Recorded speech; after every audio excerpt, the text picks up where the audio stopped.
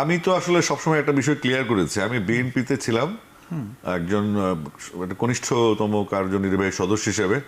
তো একটা রিজনে আমি দল থেকে বেরোয় যাই, বেগম জিয়াকে আমি পদত্যাগপত্র দিয়েছি 2010-11 সালে, এবং তিনি সেটা গ্রহণ করেননি।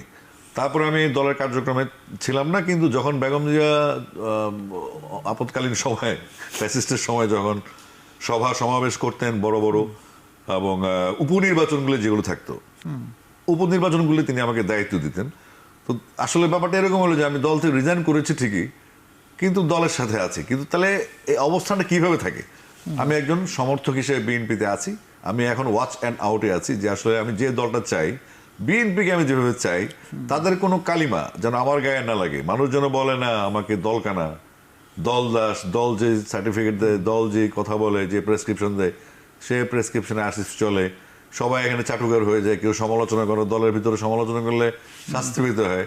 তো সেক্ষেত্রে আমি সবসময় একটা ডায়ালগ দিই, আমি নিজের খেয়ে ধানের শীষ, ধানের শীষ খেয়ে বিএনপি না।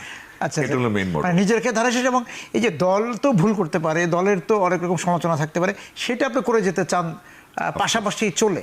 জি, অবশ্যই। হ্যাঁ।